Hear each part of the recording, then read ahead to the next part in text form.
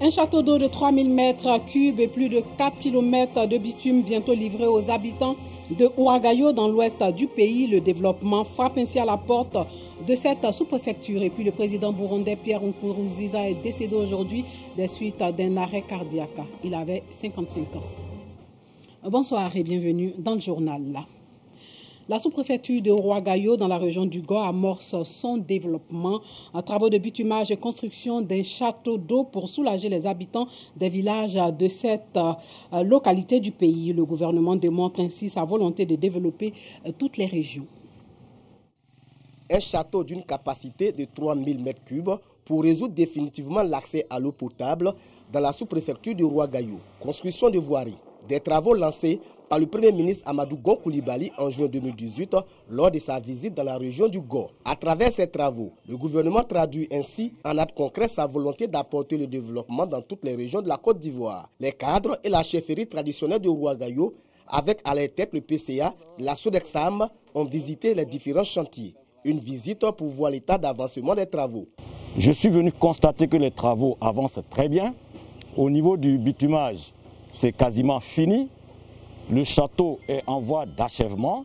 Ouagayo est érigé en sous-préfecture depuis 1961. Nous étions confrontés à des pénuries d'eau et aujourd'hui c'est un soulagement pour la population. La population de Ouagayo est très reconnaissante envers le Premier ministre Gon Coulibaly, le président de la République.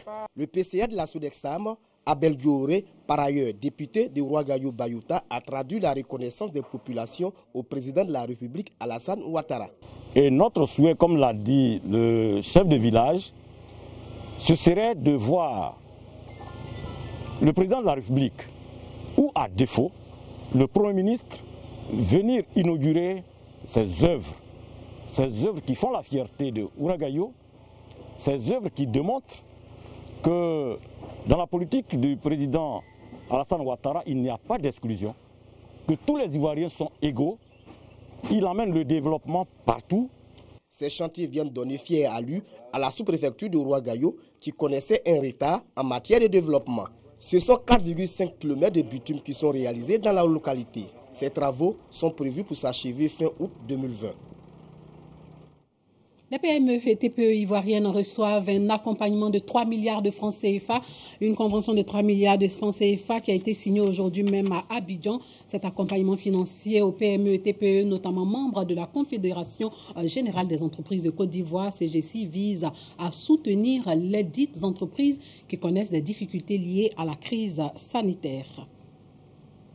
69 speakers en langue nationale impliqués dans la lutte contre le coronavirus, dans le cadre donc du renforcement des capacités des parties prenantes dans cette lutte. L'Institut national d'hygiène publique, avec l'appui du ministère de la Santé et de l'hygiène publique, a formé hier 69 speakers en langue. Pargas reconnaît. Connus du grand public pour leur présentation en langue sur les antennes de la télévision et de la radio nationale, ils sont désormais en première ligne dans la lutte contre la pandémie à coronavirus, la Covid-19. Pouvoir les derniers, à l'ING, doit bien les suivre. Une fois que le masque est posé sur le visage, on essaie de ne pas le voir.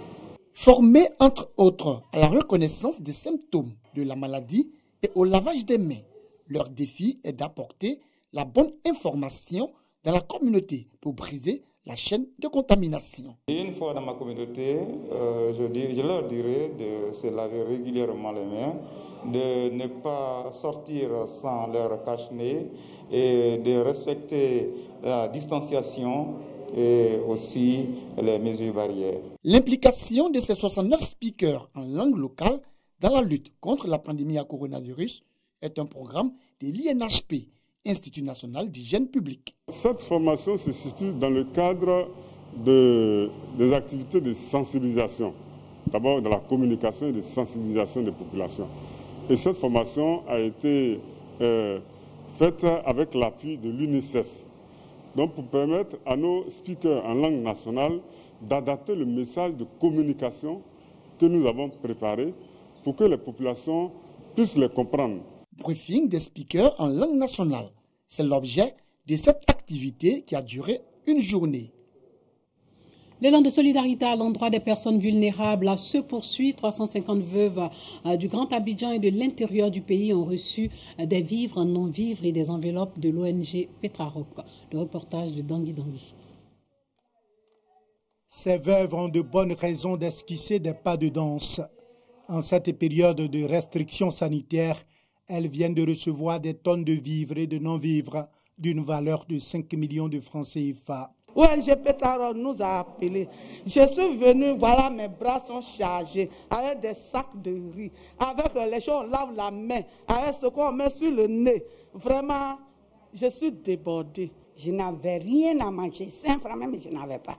Un coup, on dit, Petraroc vous appelle. On est parti, je vois un gros sac de riz, huile, des condiments un peu. Je dis, Seigneur, merci. Ce sont 350 veuves qui bénéficient de cette opération de don de riz, de lait, d'huile, de cache-nez et d'une enveloppe.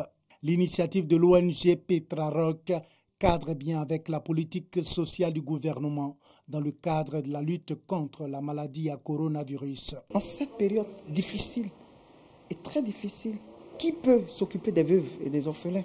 Mais nous, en tant que Petraroc, nous avons répondu à l'appel du gouvernement, raison pour laquelle nous avons mis nos peu de moyens que nous avons mis à la disposition des veuves et des orphelins. Cette opération de distribution gratuite de vivres et de non-vivres de l'ONG Petraroc a été faite sur plusieurs jours. À cause des restrictions sanitaires, ces dons ont été réceptionnés par les présidentes de chaque session de l'ONG qui les redistribueront à leurs membres. Rappelons que des prières ont été dites pour soutenir les efforts du gouvernement dans la gestion de la crise de la Covid-19. Depuis la reprise des cours dans le Grand Abidjan le 25 mai dernier, des mesures telles que le port du masque, le lavage de mains et l'usage du gel hydroalcoolique s'imposent aux enseignants et élèves pour faire face à la crise sanitaire du coronavirus.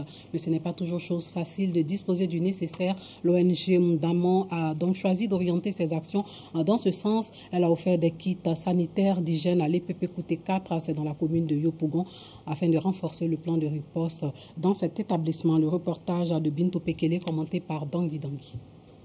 École primaire publique Kouté 4, commune de Yopougon.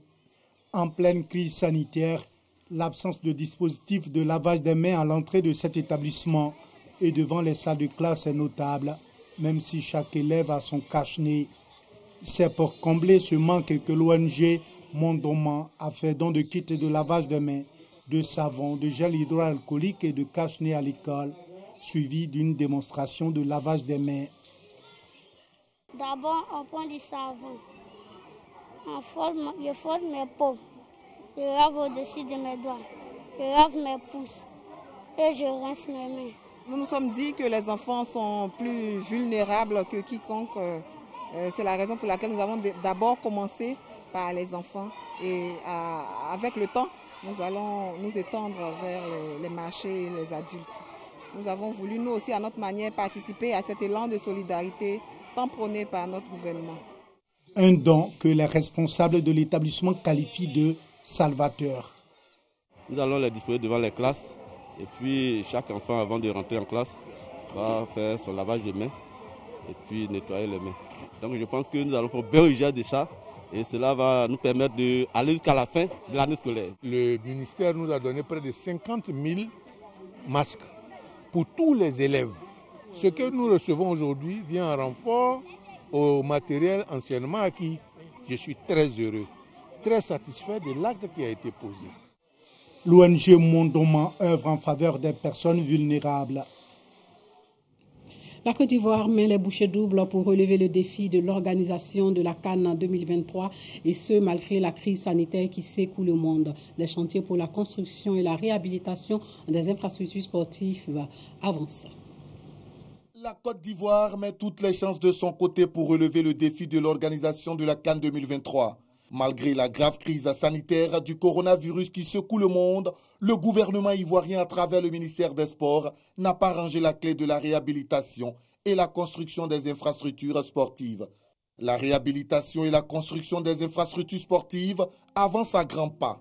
Le stade olympique Alassane Ouattara de Bempé est quasiment terminé. Ce stade, qui abritera le match d'ouverture et la finale de la CAN 2023, est estimé à 98%.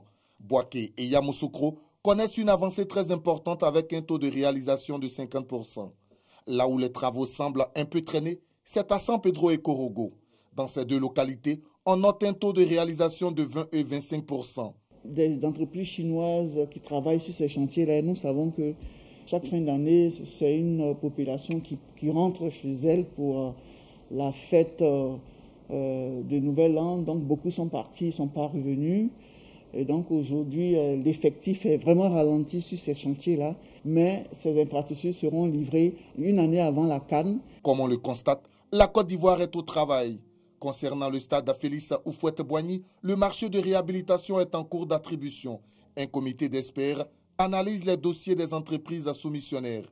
Et cette analyse est arrivée à son terme. Sachez que le président du Burundi, Pierre Nkurunziza, est décédé aujourd'hui à l'hôpital du cinquantenaire de Karuzi à la suite d'un arrêt cardiaque.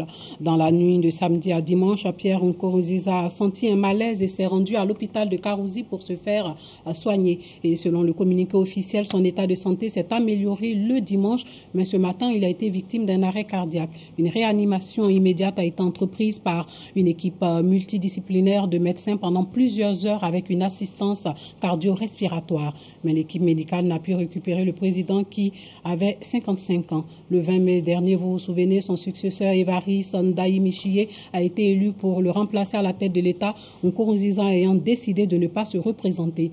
Le mandat de Nkurunziza devait s'achever en août.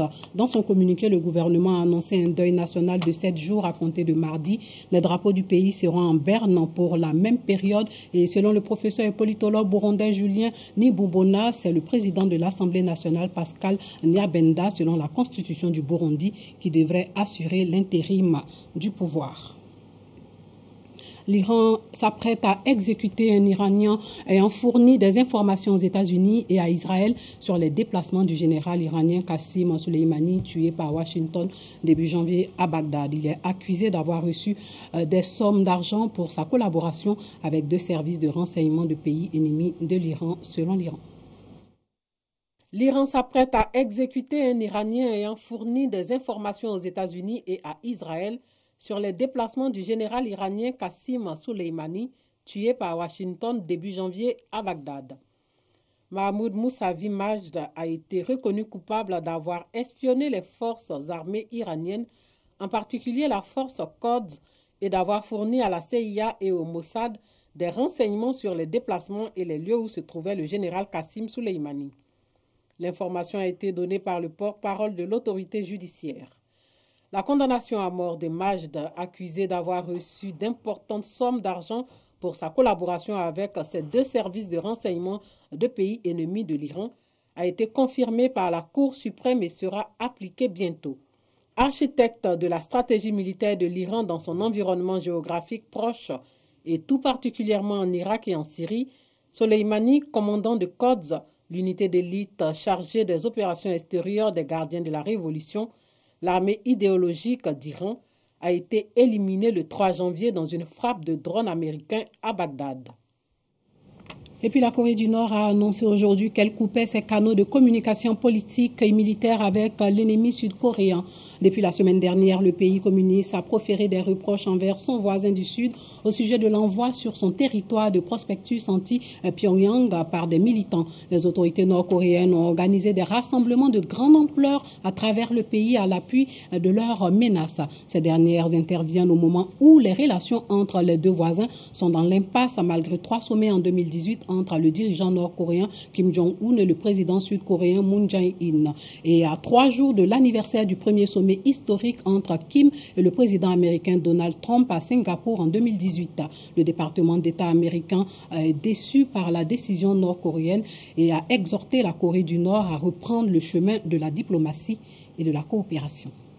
Voilà, c'est tout pour ce soir. Merci de nous avoir suivis. Portez-vous bien.